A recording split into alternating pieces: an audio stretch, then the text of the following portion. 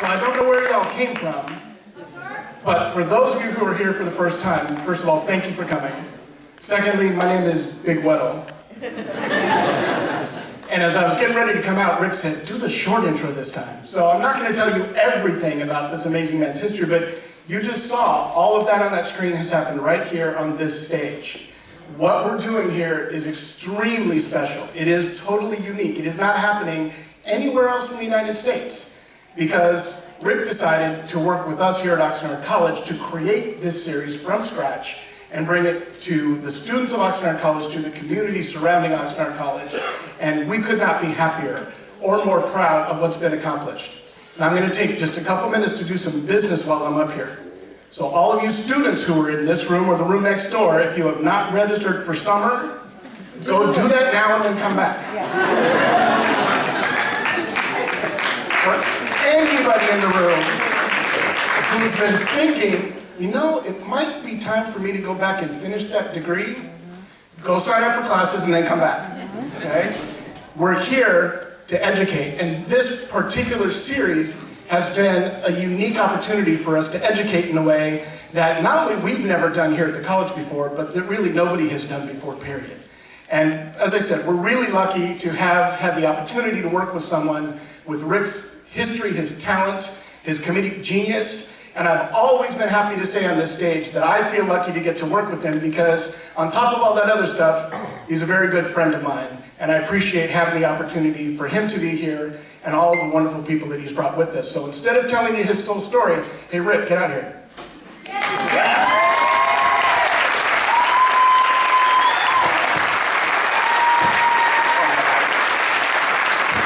Big hands for Big Weddle.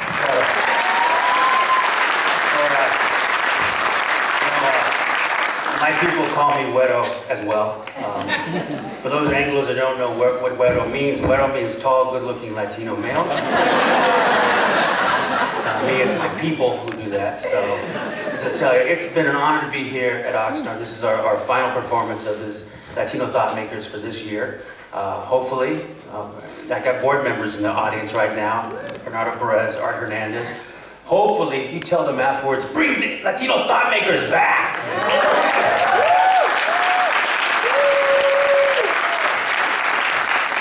I love both of those guys, so feel free to intimidate them any way you want out in the lobby.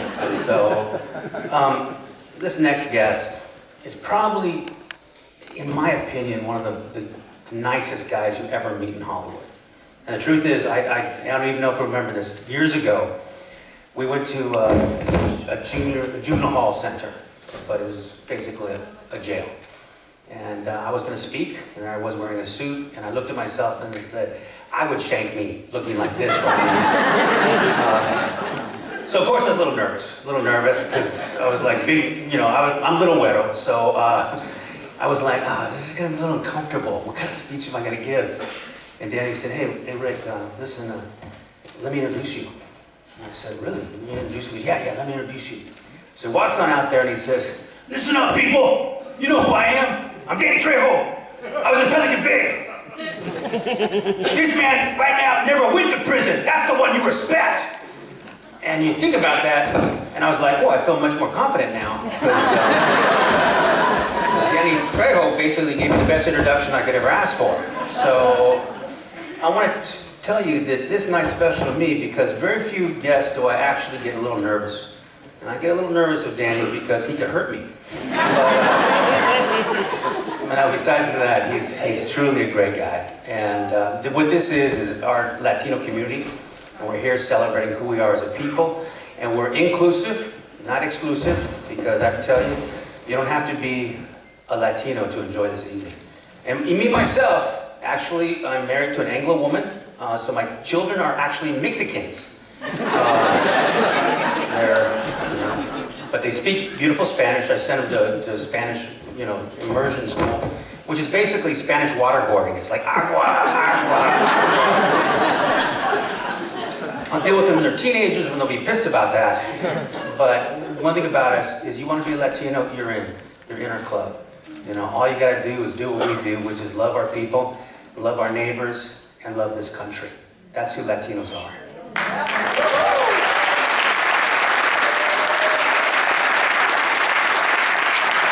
Latinos, I like to say, are the solution. We are not the problem.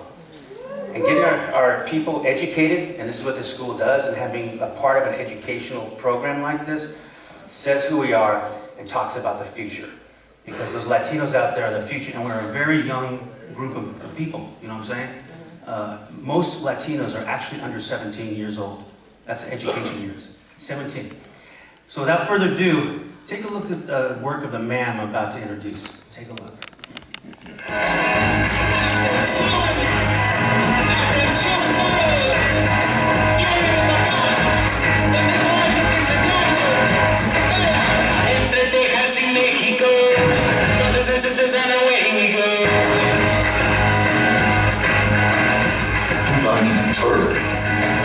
That's me. I take my time, but I always win.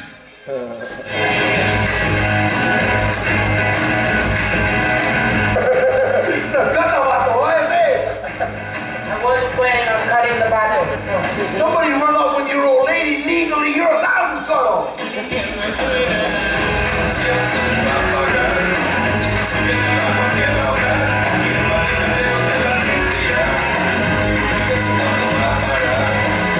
That seems to me an intelligent country would legislate set such particular holiday. Create, say, a Christmas too, late May, early June, to further stimulate growth. I don't see why you won't help him. You think I want to babysit my brother the rest of my life? Watch out for Gregorio. Take care of Gregorio. Make sure Gregorio don't right from wrong. Not anymore. Machete's not responsible for nobody but Machete. But that's not what family is. We're just brothers. Can't enable with brother. Look how they ended up.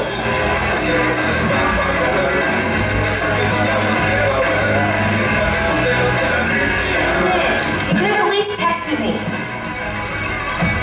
Machete don't text. I wasn't gonna kill him. I was gonna shoot him in the neck. Stop him from saying all those stupid things. Look, let me explain something. You've been using that bazooka to exterminate 3 little roaches. Now when you hunt roaches, you don't blow up your house. You send in an exterminator. So he crawls like a roach. He thinks like a roach. He has a little roach mind. Careful. I'll let you get stepped on like a roach.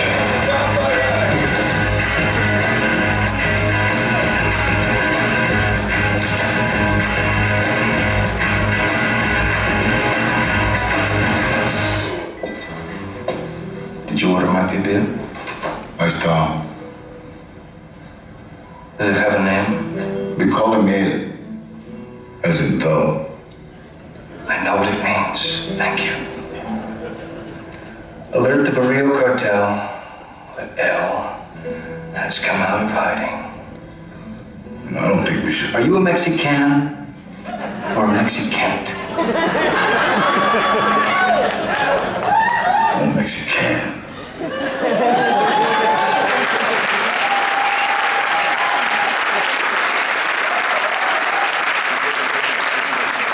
Ladies and gentlemen, it is an honor to introduce Danny Trejo.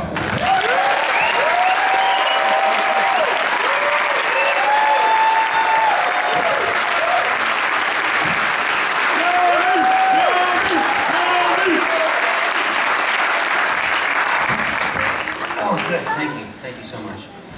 How come I get the little water? I'm already intimidated. They're treating him like such a star. I got a little water. So, yeah, Danny, you got an interesting start in this business. I mean, you came to a set, and why don't you tell them the story, what happened? I was a drug counselor, really. Yeah. And,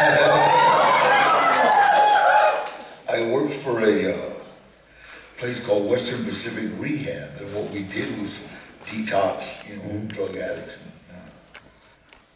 And one of the kids I was working with called me up and said, "Hey, I'm having a lot of problems. There's a lot of blow on my set." This was 1985. Wow. Cocaine was kind of running rampant. So he gave me an address to a warehouse. I thought he worked in a warehouse. I thought we were gonna 11 o'clock at night, I was gonna go down there, hang out with him. He's gonna come out, we're gonna sit in the parking lot, have coffee, smoke cigarettes, and then after his break, he's gonna go back in, and then everybody's gonna think we're gay, you know? Two guys sitting in a parking lot. That's okay. And, Well, you weren't watching a musical theater or anything like that, so I don't know. You guys were talking and you're Yeah. counseling them. and that's what I thought, but when I got to the address, it was a movie set. It was the movie set of a movie called Runaway Train with John Boyd and Eric Roberts. I walked on the set, I thought it was the cutest thing I'd ever seen in my life. All these guys were walking around like, hey, come on, man. It was funny. They were like all being so tough. And guys would come up to me, hey, is this tough? I go, yeah, you'd be somebody's wife in prison, keep it up. I kept smearing all their tattoos. They all had tattoos. Oh, hey, I'm sorry, man. All their tattoos smeared. And finally, this guy came up and said, hey, do you want to be in this movie? And I said, what do I got to do? He said, do you want to be an extra? I said, extra what? He says, can you act like a convict? I thought, let me say, I've been in San Quentin, Folsom, Soledad, Chino. I'll give it a shot. Took off my shirt, I had that big tattoo. I'll never forget, the guy goes to the kid, wait. He goes, I'm trying to figure, what bottle was that? Just give me a gang sign. I slapped the hell out of him. He says, leave your shirt on. I stood there. This other guy comes up and says, hey, you're Danny Trejo. This guy looked familiar. I said, yeah. He goes, Danny, I saw you win the lightweight and the welterweight title up in San Quentin. I said, you're Eddie Bunker. I knew this guy. I was in prison with this guy. I said, Eddie, what are you doing here? He said, I adapted the screenplay. I didn't know what that meant. I had no idea. First time I'd ever been on a movie set in my life. And he said, Danny, are you still boxing? I said, I still train. I'm 39 years old. I don't want to get in that face anymore. He said, we need somebody to train. Stories what the movie was about. I gotta tell you, that did. Now, I'm gonna give you a quote, what you said. I love playing bad guys in movies because the bad guy always dies. That's the real world. If someone asked me to play a bad guy that always gets away with it, I'd pass. That's the very message I preach to youth who are in crisis and in trouble. The bad guy always loses and the good guy always wins. It's one thing movies and real life see eye to eye.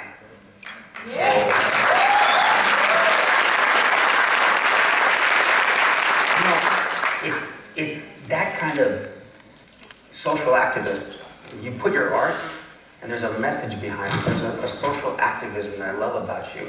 And one of the first times I met you, actually, that I told the story, is your love for reaching, at-risk youth. You relate. And he also said something like this. You're a movie star, and you come and tell a message, which is great. But you said something really interesting. You said, if you're just 10 years older than most youthful people, the kids, they don't listen to you. But when you come in as a movie star, they listen. Well, it's I hate the word movie star. I don't like movie stars. Yeah. They're very entitled. Yeah. I love great actors, I think when you're talking to especially young people, kids at risk or whatever, I think first you have to get their attention, and basically somebody in high school, it's almost impossible to get their attention because they have none. Yeah. The most important thing to a high school student that I remember is like, what's going on Friday night, what are we doing Friday night, Saturday, and will we be sober Sunday or Monday? I just kind of have no attention whatsoever. And then you have to keep their attention, which is impossible because of number one, they have none. And then you have to show them that you're cool, which is, if you're 10 years older than them, you you blew cool, and Yeah. and then you deliver your message. Now, my message to young people is take drugs and alcohol out of your life, and education is the key to anything you want to do. Well, anybody can deliver that message. The only problem is 1, 2, and 3. Yeah. You know, well, a celebrity, in a sense, has their attention the minute they walk on. I get attention, not Danny Trejo, but the guy from Spy Kids, the guy from Desperado, the guy from Con Air, the guy from Heat, the guy from Blood In, Blood Out. That guy has their attention immediately. No, even the people that don't like assemblies. No, I want to hear that about the and they're all there. And gee, how do you do it? I said, I'm not the guy from Spy Kids. You know what I'm saying? So I can't take credit for that. It's those characters. But they want to hear what those characters have to say. So I have their undivided attention. And a lot of times, I was in Compton, I was at school, and it's a high school, and they didn't want to put everybody in the auditorium. I said, I only got time for one. And so I think almost as a dare, I don't think the vice principal really liked it. I'm not sure. And they, okay, put them, so I just promote, and we had a great assembly, asked great questions. Yeah. You know, and afterwards he came up, wow, you know. I said, it's not me, man, it's that guy, it's what they like, it's the things they're watching, you know. So my movies, they tend to watch, you know. I don't know if somebody from a soap opera could get the same response, you know. Probably not. Well, maybe I'm not, sí, como no. You know, but I think that's the gift, and I think one of the reasons the good Lord has put me where I am is because I love doing that. I love talking to young people in crisis. I love doing interventions. On the way up here, I talk to somebody. To go to a meeting, sending them to an AA meeting, you know, because that's drugs and alcohol. That's hard. Was there a moment in your life when you had that, moment of understanding your life where you said, this is my rock bottom, I gotta change? Do you remember it? Yeah, August, mine was Cinco de Mayo, 1968 in Soledad Prison. Wow. You know, me, Ray Pacheco, Henry Quijada were involved in a prison riot, and some serious stuff went down. You know, we had 3 gas chamber offenses, and I sit in the hole, and you come to a point to where all your cool, all your hip, all your smarts, every teacher that ever said, boy, he has a lot of potential, all that, it just comes to, I'm gonna die. You know, I am worth absolutely nothing but a gas bill. And I made a deal. I just said, you know what, if you let me die with dignity, I will say your name every day, and I will do whatever I can for my fellow man. Yeah, I was a little, basically, I thought I was only gonna live a couple more years.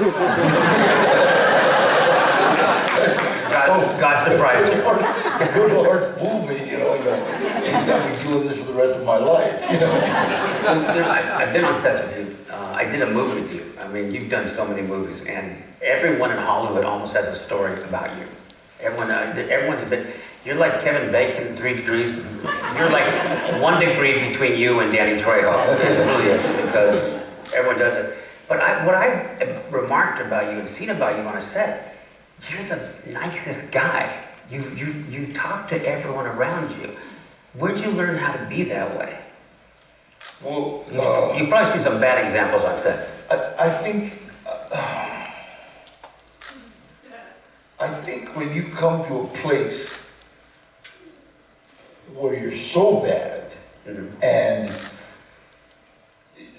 turning over a new leaf is like a real leaf. It's not like okay, well, I can be good to these people or that people. Yeah.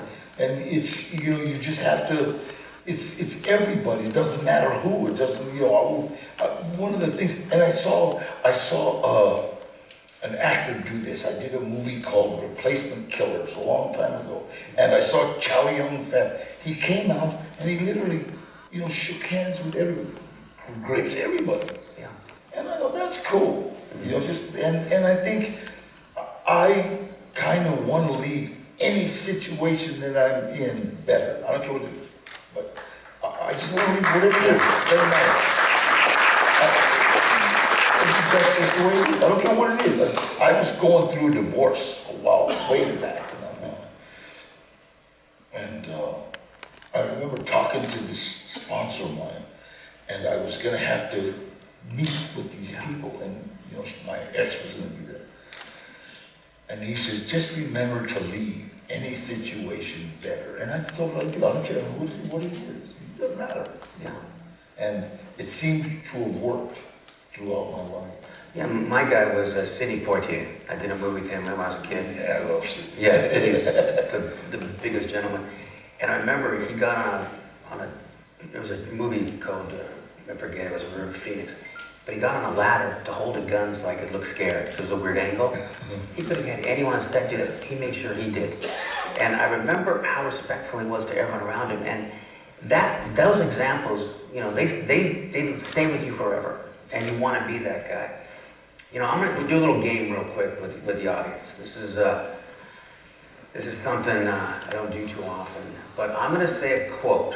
And I want to see if people know what movie this is from. Because I think you've all seen the movies. I'm going to do it with a British accent so you don't know it's him. That's a good one. Okay, quote. Tell me what movie it is. That should put him out for a while and give him some nasty dreams. Answer? Anyone? Okay, I'll do it with more of an accent. That should put him out for a while and give him some nasty dreams.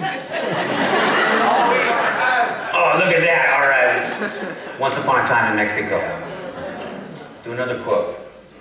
Hey, Mickey, can't let those walls get you down. Halloween. Okay. What was that again? Did you not get it? Halloween. You know what's real funny?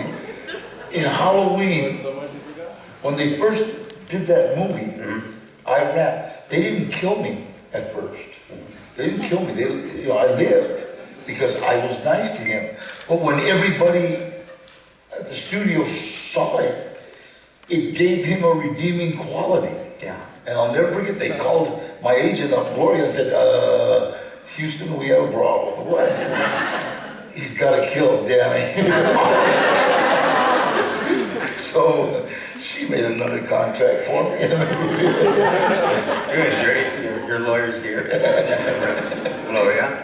So, what's great about that is you've been killed in a lot of movies. I have to tell you. We had a whole reel of Danny dying in movies. And I said, we can't show this. This is getting depressing. I don't like Danny. Yeah, but you have to remember, I made up for all the times I got killed in a movie. In Machete and Okay, guys. Now, I'm going to do another one. Okay, quote. You will turn around. You will leave my shop because I never want to hear my brother's name mentioned again. Spy Kids. Which tells me something. And people are still, I can't believe it. We did a movie 15 years ago, and yet kids 5 and 6 years old are still coming up and saying, it's Uncle Machete. Wow, Robert, it's timeless. It's timeless. Yeah. No, I mean, the work you do is timeless. That's what I think people don't realize is you've made a career and you've given opportunity, you've given back. And that, to me, is one of the reasons I really wanted you to come here. Not to mention that Oxnard is 72% Latino. So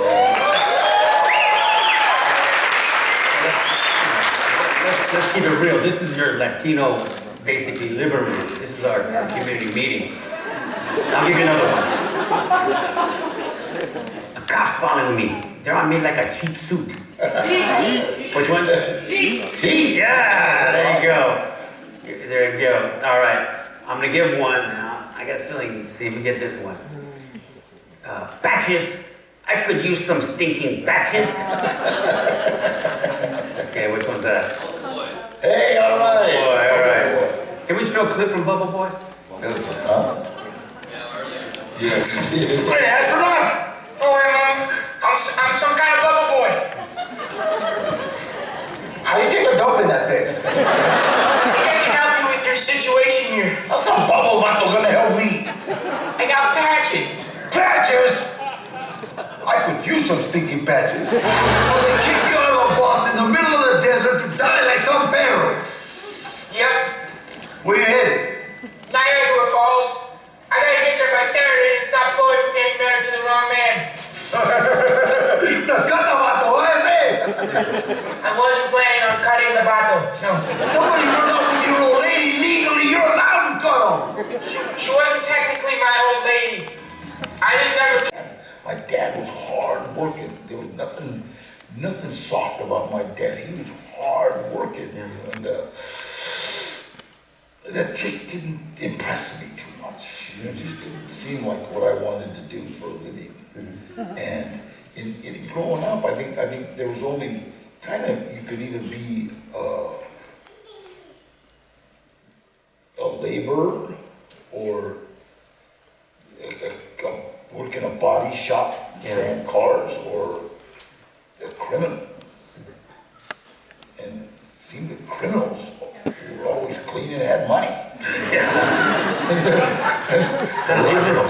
The laborers were sweaty and the body guys had dust all over you. So it just kind of, and then my uncle who was running around doing robberies and using drugs, it's kind of like, that's kind of where I went, that's where I followed, I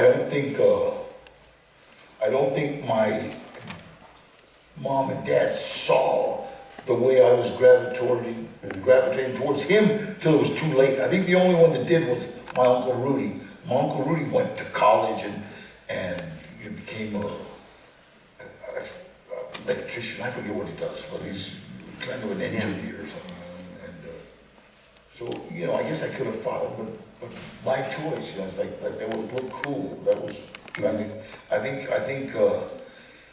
I remember being 13, 14 years old and cruising around with a quart of beer, sitting in the back seat, and my uncle Gilbert and my cousin Salvador were in the front seat. I just remember, wow, you can drive by school and let everybody see. Yeah. But the funny thing, I think we've all got an Uncle Gilbert. Yeah. You know what I'm saying? Fortunately, I don't remember Gilbert, forgive me for saying your name like that, but, we all got that uncle. I did the same thing. I had an uncle that gave me a gun at one point. So here's a gun. And I just didn't feel like I was looked like a good criminal, so I knew that wasn't the way to go. But I had plenty of uncles that were great, and it's a choice between some of the uncles that are bad, because they exist, and the uncles are great. You want to hang out with that uncle. And that's what's great about our community, that there are opportunities where you can meet people. There are great examples like yourself.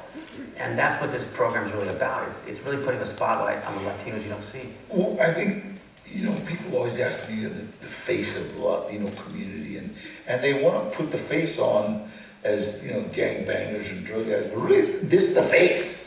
Yeah. This is the real face. Yeah. You know what I mean? And so it's like there's a minority that makes a lot of noise, that gets a lot of headlines. Yeah. But like the real face doesn't. So I always give credit to, when I go to high schools and anybody's getting them straight A's, man, wow. Yeah, I want you on my team. Those are the people that I give a hand to first. Those people that are getting ready for college. And I love it. I love going to a school where they're already taking the whatever it is to get to college. A lot easier to go to penitentiary. I believe it's a fact. But no, I was the same way. People look at me and I'm a writer and do that stuff, but I have horrible dyslexia. I can't really spell. And I don't let that get in my way. And I think I was interviewing someone recently, and what this actor said was, I'm no better than anyone else. I just work harder. And that is what you do.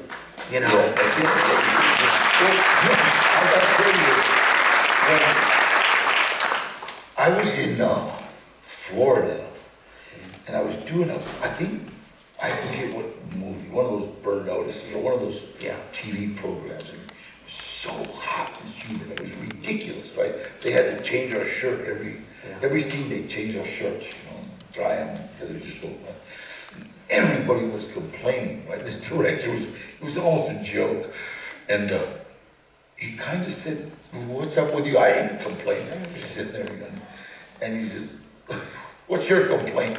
And I pointed, and there was like 5 guys on a roof pounding nails. I got no complaints. Leave me alone, because they'll put me up there. Yeah. You know what I mean? I'm a movie set. You got an umbrella. They got a little thing on me like this for a fan. Yeah. I got no complaints. It's funny, because there's an old adage in Hollywood that says, you ever want to hear an actor complain, give him a job. No, it's true, and I think, with us, I think all of us, especially us who come from more of a humble background, in a lot of ways, I look at my mom, who was a banquet waitress, my dad was a sheet metal worker, and I look at that, and I'm on a set, I'm lucky. Yeah. I am lucky, and I know you feel the same way. And talking to an audience is like this, is been amazing, but you're not just doing acting, you're doing so much more. You're now you're Mr. Culinary. Trejo's tacos.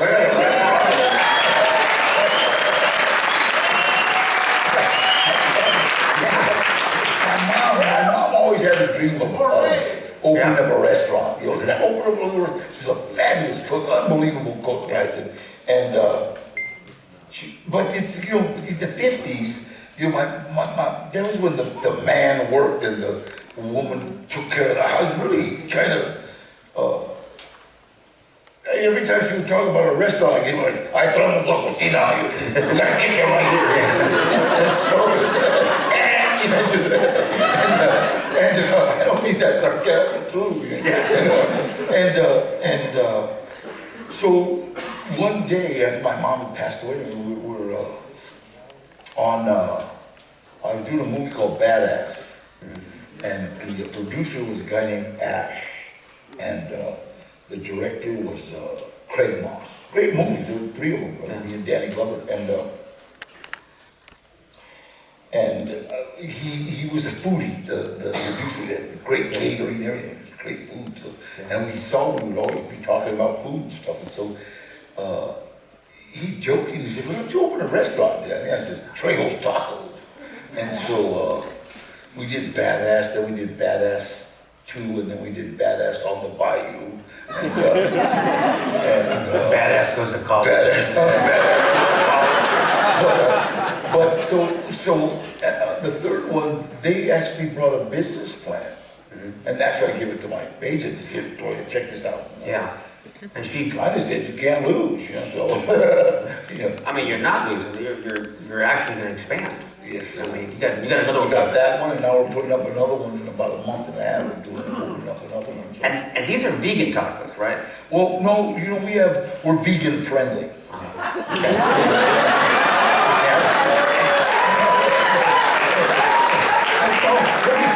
Let me tell you about, there's 8 or 9 of you in a movie or something, right? Especially in entertainment, and you decide to go out to dinner, inevitably somebody's gonna say, "Well, I don't eat meat," or I'm vegetarian, or I can't eat gluten. So we just did it up. We're gluten free too.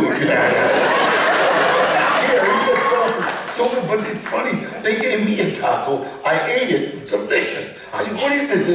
It's tofu. I said, "Wow, give me another one, but don't tell nobody." My Cherokee tofu. In our community, meat's a big thing, It's like, I mean, we got a brisket taco. Oh yeah, it's like Mexicans use everything but the moo on a cow. You try explaining menudo to an Anglo. It's difficult to explain that. They'll stick with a hominy, but they ain't touching the tripe. But I mean, let me show you a clip from Danny's Trejo's Tacos. What's up, everybody? It's Hungry and Harris. I'm here today at Trejo's Tacos. They're going through their soft opening. They've been open for about 2 weeks now. Super excited. Go check it out.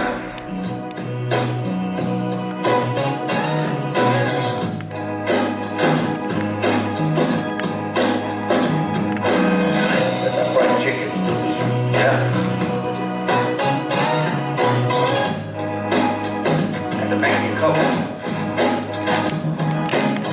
So we're starting out with Garcella taco. Maybe some of the best games I've ever had. This is the tofu. This is actually gonna be my first time eating tofu. Glad it's in a taco. And now I know why people eat tofu. It's delicious. And it looks like it has that fermented chili on it already. Excited about that. Just wanted to touch one. The beef brisket. That's brisket. Get a taco. So happy right now. So this is the Jadori fried chicken. You can see it's not served on tortilla. It's on butter lettuce. Alright, here we go.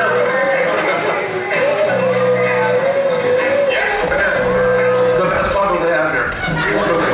Alright, so here we got the street corn. Combination of white and yellow corn. All super fresh. Got the agua fresca. The pineapple. I mean, this was cold pressed juice before that wasn't even the thing.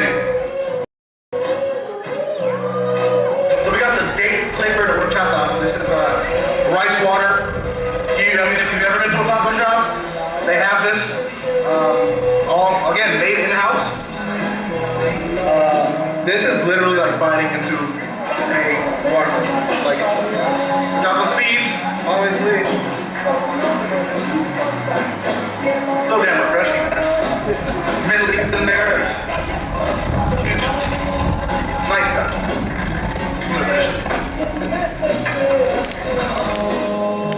Alright, so I just got back from Trejo's Tacos. Man, they brought up the whole spread for us. We had carne asada taco, we had brisket taco, there was a fried Jadori chicken taco. I tried tofu for the first time. Everything was tasty. I kept saying after every bite, man, this is better than the last one. I tried their pistachio crusted guacamole, their sweet corn. Everything that Chef Ramsay brought us was amazing. That place is going places, I guess you can say. That is an amazing restaurant. Remember, Trejo's Tacos, they're in their soft opening right now. I want to thank Chef Ramsay for the hospitality. Thank you guys. Everything's great.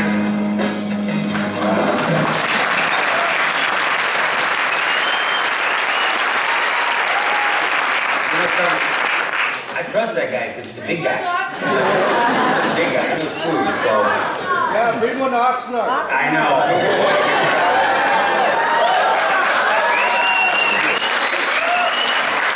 I felt bad because we had Mexican food backstage, and I'm like, I should have had Trejo's tacos. But all that food, I saw that before we did the show. That looks delicious. It is really good. It's the Ramses, the cookies, just a genius. And then we talked about recipes. We tasted them, and that's what we come up with. It's a delicious menu. I mean, you just can't go wrong no matter what you order. Just give me something that's delicious.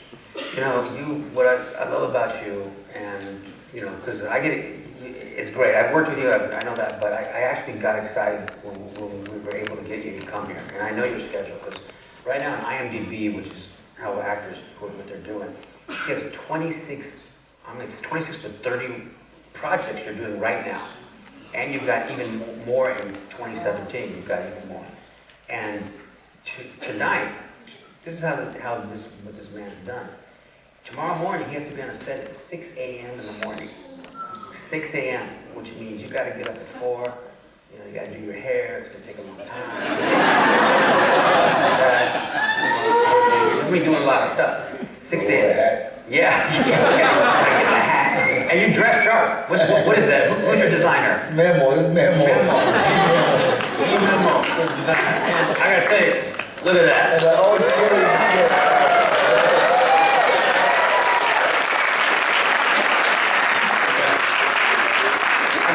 Memo on too. I'm supporting Latino fashion people as well. But I gotta tell you what I want to do something I haven't done for anyone yet, and this is the first award I've ever given out. And I'm not telling you what it is, but we have the Vice President of Student Affairs coming out here. Is it academic excellence, or I don't know exactly what it is. Ken Sherwood is coming out. We have something I'd like to give you. Awesome. I don't want to tell you what it is, So just because it's all wrapped up, but Ken, please bring it out. Please bring it out.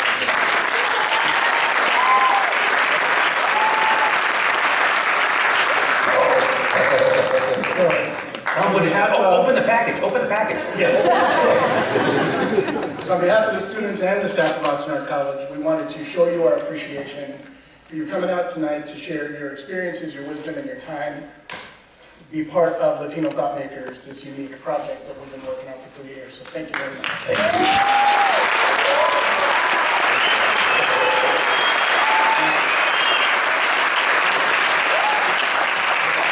This is live and real. They had to change my mic even backstage real quick before he did it, but I gotta tell you, I wanted one of my favorite films.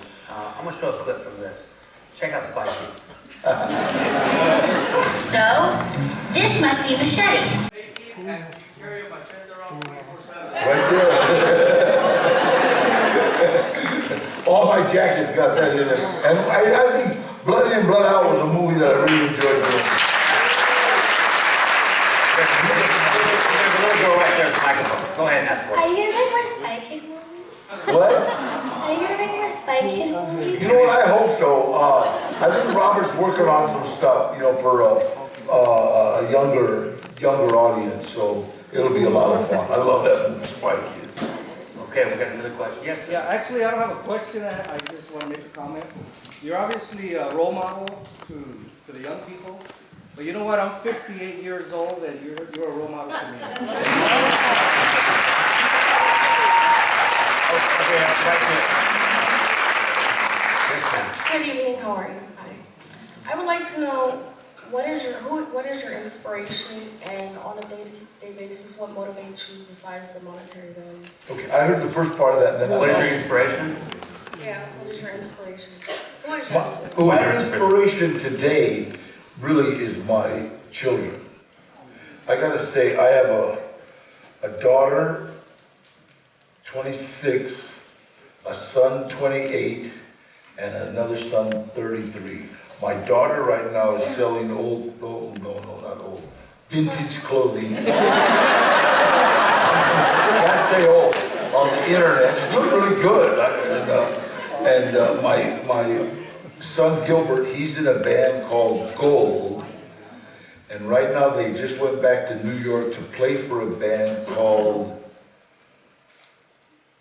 Maroon 5.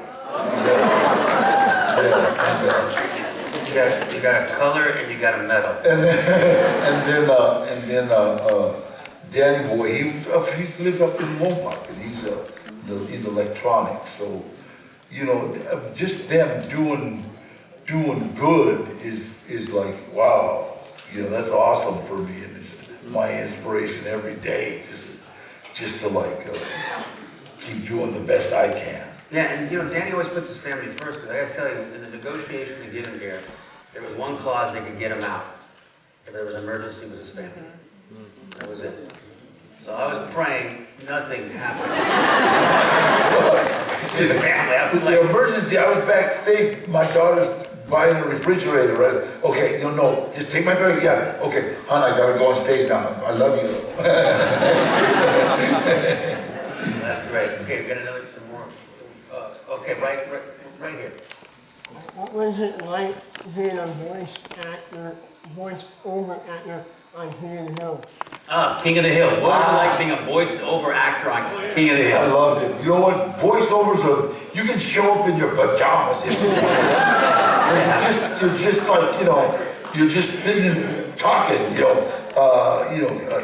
Hank Hill is my best friend, and I work for Strickland Probation. And you get the dog.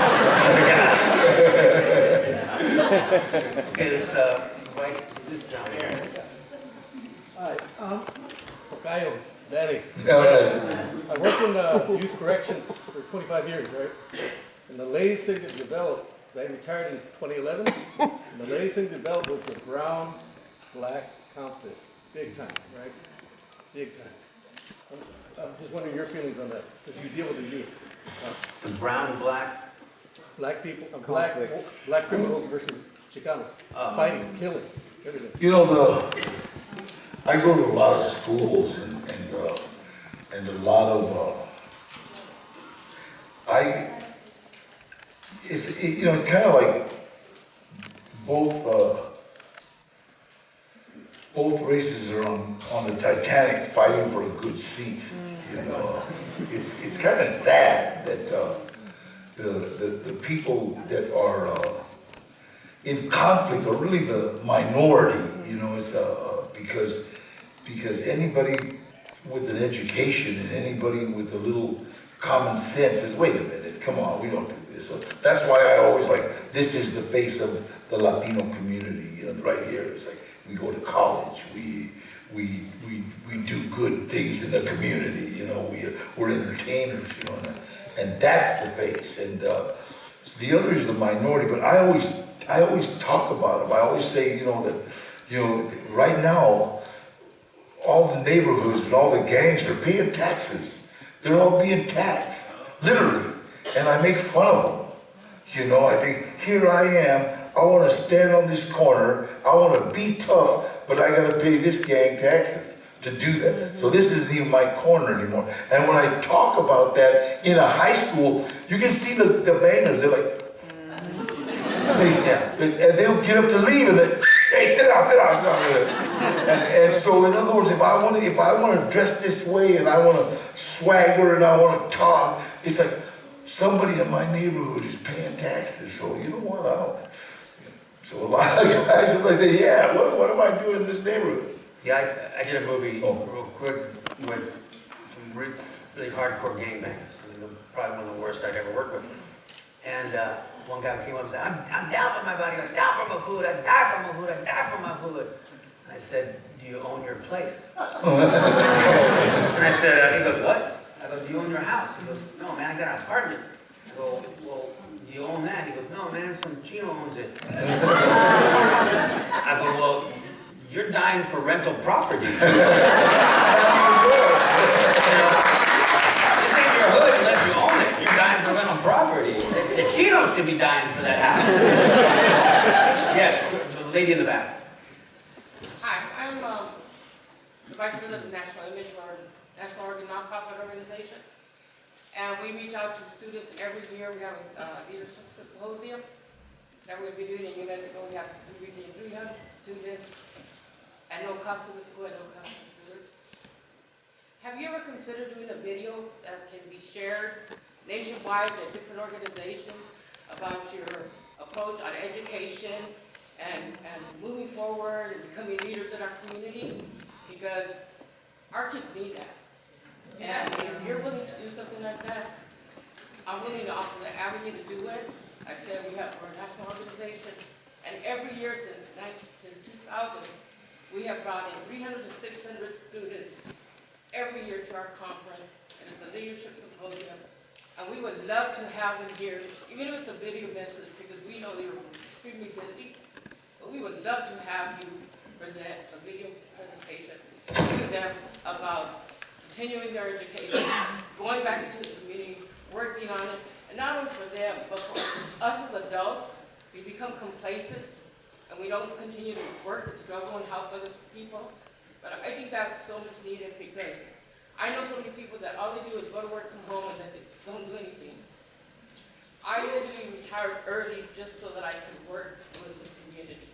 And so it's just something that's really needed. So if you would consider that.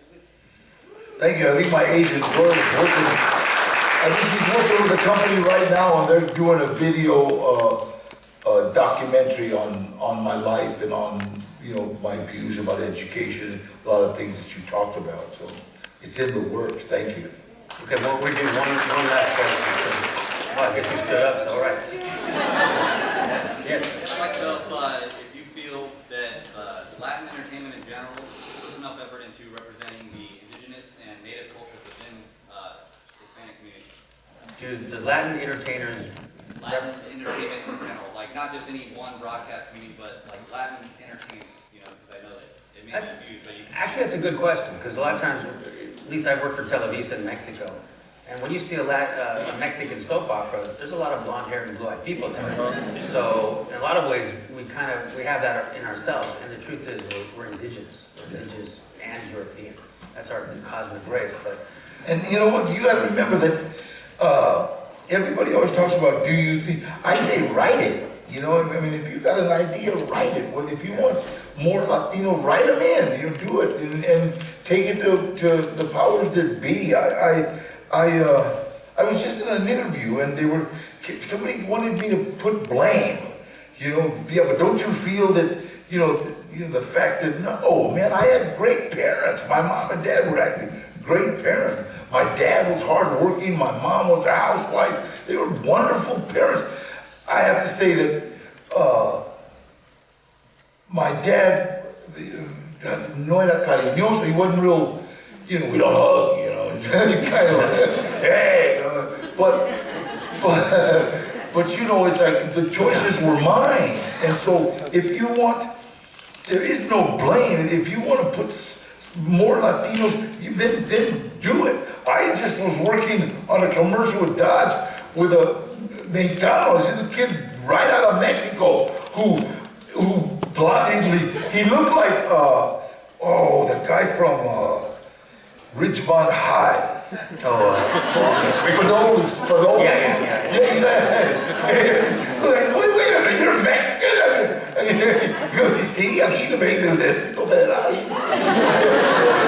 You blonde hair, blue eyes, okay, pal, you know, but he spoke, you know, English and Spanish, and he said, the only parts I can get is this, or for like surfer. Oh, you're being stereotyped, though. My kids look pretty güero, you know, and my kid joked to me, he's like, hey, if Trump takes over, don't worry, Dad, I'll cut you out. Because I said, just stay on the other side, okay? Break me out later on. You know, you my undercover with. But those are issues. Yes, one last question. One last one. Thank you for coming tonight, Mr. Michael. Thank I you. appreciate it that you took the time. I'm a veteran filmmaker, and I currently shoot virtual reality for the NFL. I know you did a virtual reality piece for your basketball place. Can you, two things. Can you tell me, because it's such a new world, this virtual reality thing, what happened in your experience for you to say, I like it, this works for me, because you took a leap of faith in a new technology that's kind of blowing up right now. My second thing is, maybe you have some advice on, I think it's so awesome what's happening with this VR world. I want to present it to the Latino market, but I don't know where they even are I could get to the studios of Paramount, but do you have a suggestion or a place where they will listen to pitches on something they've never even maybe seen before? Well, I think one of the things you have to do first is, I don't know whether you have an agent or not. No agents even existing for what I'm doing? Well, No, you don't say that. It's like an agent will find what you're looking for. You know, that's what an agent does. My agent is like, you know, boy, I've, you know, tested her patience quite a few times. No, I want to do this. You know, I mean, my agent, we took her a business plan for a restaurant. You know, so you know, you have to get with an agency that deals with entertainment. You know, then that's entertainment. I think I started way back with, what was it, the first video I did, I'm trying to think of what it was, Miami, I forget. Miami Vice? Oh, no, the car theft. Grand Theft Auto, you know what I mean? And then from there we did Black Ops and just all, you know, I think it's unbelievable the way it's going, you know. But like I said, you gotta get an agent to get you in the door. Once they find out there's money in something, believe me, an agent will go there. You went for it. What made you go for it? Because you did a video. Well, I think, you know, part of it was my agent telling me this is good, you know. I'm sorry, I don't, if I would have made a lot of my own decisions, I wouldn't be here in front of you.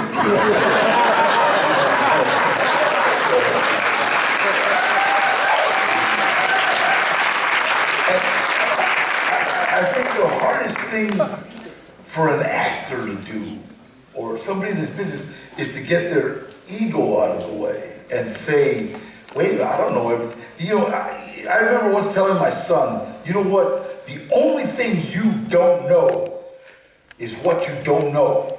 Absolutely. He thought about it. He said, that's really good, Dad.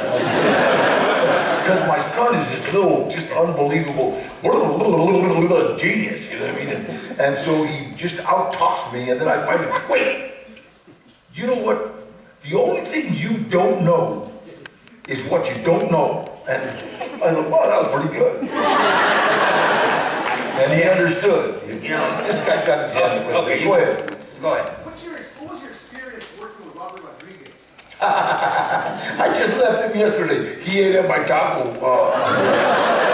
at my restaurant. Me and Robert are just like best of friends. And we started working out on Desperado. And on Desperado, I walked into his office and I looked at him and he goes, you remind me of the bad guys in my high school.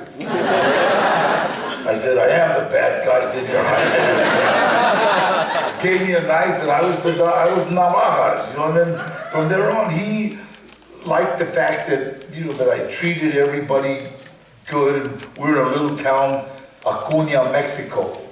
And, you know, I walk around, no shirt, I got all these tattoos, and Antonio Banderas, who was the star, Antonio Banderas spoke Spanish, but very, very, kind of like a novela. You know, yeah.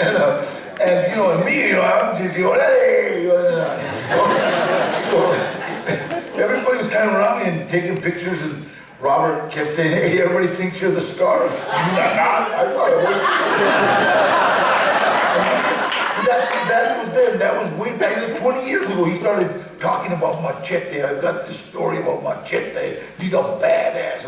And then, you know, we just talked about it all the way. That's the way we just developed. I've done 11 movies with Robert. You know, so you develop relationships that you keep sometimes. Just gotta say one last thing. One of my favorite movies that you've been able to see. I mean, that's like mind-blowing. Really good movie. That's one of mine, man. Robert De Niro, Al Pacino. I gotta come in and do this. I gotta be the bad guy right now. So I know the agent's here, and we said about this much time, right? It's enough, because I know I gotta get him back. But check out Latino Thought Makers, like it online. We did a little live stream here. That's my camera for Facebook, and watch it because no one grabbed it. My credit cards are still in there. But I'm gonna tell you, keep telling everyone about Latino Thought Makers. Hopefully we're back next year. Yes? Yes.